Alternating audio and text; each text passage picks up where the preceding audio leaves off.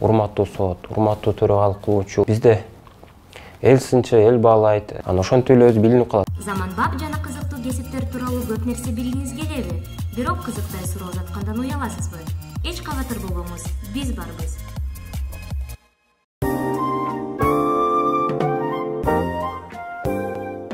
Албетте бекер адвокат деген түшүнүү жок. Биринчиден бекер адвокат деген ушул бизде мамлекет жагынан алга төлөп берилет. Болгону ал жарандарыбызга бекер кызмат кылып берет. Демек жарандан акча албайт деген түшүнүк. Анан алга ишенип болобу же болбойбу деген маселе маселе биринчиден ал өзү адвокат болгондон кийин профессионалдуу этикаларын сактап, жакшы кызмат көрсөтүп бериш керек. Анан ишенүү же ишенбөө бул адамдын өз эркине байланышкан болот. Бирок ишенип ошого менен чогуу иштесе жакшы болот.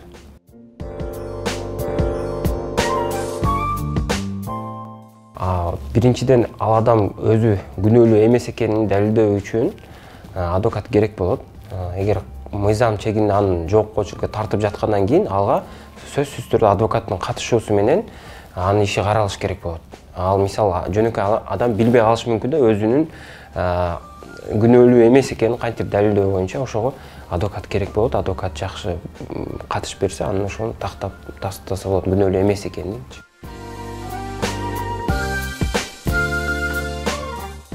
Жөнөкөй жарандарга мисалы бүгүнкү күндө баягы бизде сөз бар, мыйзамды билбөө бул жоопкерчиликтен сени бошотпойт деген. Демек мен бир мыйзам мисалы аны аткарса, ал кылмыш же болбосо мыйзам бузуу болуп эсептелинет. Анан мен билбедим эле бул мыйзам деп ал жоопкерчиликтен качып кете албайт да. Ошондуктан турмушта өзү кайсы багытта иштейт, мисалы соода кылабы, машина айдайбы, же башка нерсе кылабы, ошол өзүнүн тармагындагы жумушка тиешелүү болгон мыйзамдар билип койсо жакшы болот. Мисалы машина айдаган болсо, бул жол эрежелери боюнча бузуулар жөнүндө кодекстер бар. Эгер соода саттык кылган болсо, бул налог кодекси бар. Соода саттык болгондо кандай иш алып барыш керек, ошол жөнүндө мыйзамдар билип койсо болот. Бирок жалпысынан ушул сөзсүз билсин деген мыйзам жок. Анан башка мыйзам бар, биздин конституциябыз. Ошол конституцияны дагы билип койгон ашыкча болбойт.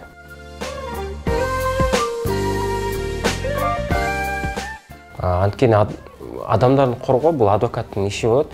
Адвокат бөлбөш керек. Бул күнөөлүү эмес, мен муну коргойм же коргобойм депчи. Эгер адвокат күнөөлүү эмес, күнөөлүүлөрдү эле коргобой калып калса, алардын укугу бузулуп калат. Анткени бизде Кыргыз Республикасында мыйзамында, конституция башкы мыйзамыбызда адам күнөөлүү деп качан эсептелинет? Соттун чечими болгондо күнөөлүү болуп эсептелинет.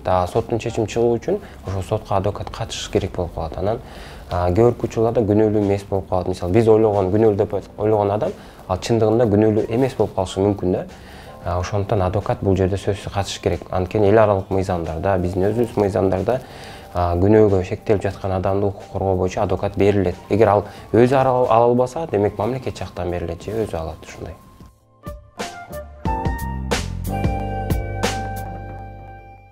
Биринчи кезекте бул эки тараптын келишимине каралат. Биринчи тараптан ошол адвокатты жалдап жаткан адамга, анан адвокатка. Мисалы, адвокат келишимде, эгер мен ишиңиздерди уткузуп жиберсем, мен акчаны мынча процентин кайтарып берем, же болбосо толук кайтарып берем.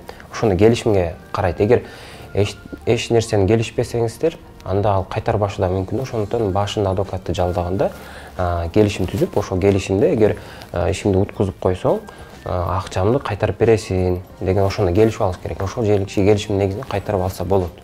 Адвокаттар жөнүндө мыйзамда деле ошол каралган. Өзү негизичи келишимде ошондой жагдайлар көрсөтүлүш керек депчи. Бирок тилек каршы элдер ал нерсени сурабагандыктан аны ошол адвокат кайтарбайт. Ошол жактын тактап алыш керек элдер.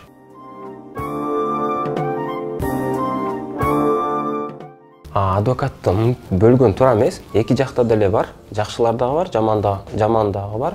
Ошондуктан бул адвокаттын өзүнүн ошол жандашкан кесибине канчалык даражада жоопкерчиликтүү, анан канчалык иш алып барат, ошого байланыштуу. Анан жеке адвокат болуп иштеп жүргөн адамдарда деле ошондой жакшылар, жамандар да бар да, бөлүп болбойт.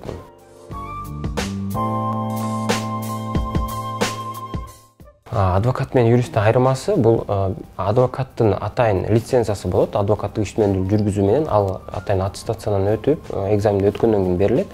Ал эми юрист бул ошол юридикалык окуу жайын бүткөндөн кийин ошол диплому бар адамды юрист деп айтабыз биз. Ошол диплому бар, юридикалык тажрыйбасы бар адамдар кийин адвокаттык кесипти аркылоо үчүн экзамен тапшырат, ошол лицензиясы болот. Ошол эле айырмасы. Анан кылмыш иштерде да катыша алат адвокаттар. Юристтер кылмыш иштеринде айыпкерди коргоп катыша албайт.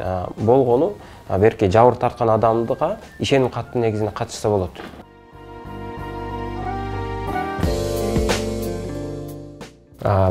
Жатка билет дегенден алысмын. Болгону адвокаттар бардык мыйзамдарды, мисалы, кайсыл мыйзамды кайсыл жерден издөөнү билет. Мисалы, бир адамдын бир көйгөйү болсо, ал көйгөй аны угат дагы, ал көйгөйдү айтат.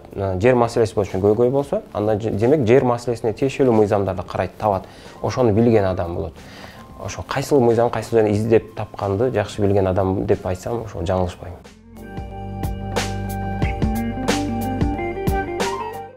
Адвокаттар соттон коркот деп айта албайбыз. Анткени сот менен адвокаттын экөөнүн ортосундагы мамиле бул сый-урматка багытталган болот. Анткени соттук отурумдарда сотко урматтуу сот, урматтуу төрөгалык кылуучу деп сиз деп урмат көрсөтөбүз.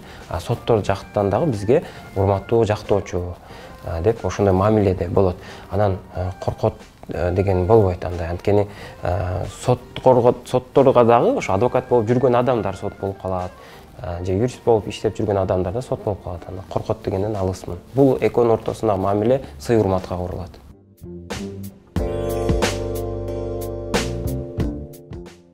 Жакшы адвокатты, мисал, бизде эл сынчы эл баалайт деген ушундай макалаларыбыз бар го. Анан ошол элдин ичинде өзү көрүнүп калат. Кылган иштери менен, жасаган эмгектери менен, өзүнө адал иш билгенлик менен. Анан биринчи кезекте адвокат тандоодо, адвокатка кайрылууда, эгер бул өзүңүздүн кайрылып жаткан мамилеңиз сиздин баягы тагдырыңыз, сиздин жашооңуз болуп атпайбы? Анан ошондуктан бул маселеге жакшы жандаш керек, тааныштардан сураш керек. Ушул адвокатты жалдайын дедим эле, тааныйсыңбы, кандай иштейт деп бир канча адамдан сурап тактап кайрылса болот. Анан азыр бүгүнкү күндө социалдык тармактар бар. Социалдык тармактарда аты жөнүн жазып, издеп көрсө болот.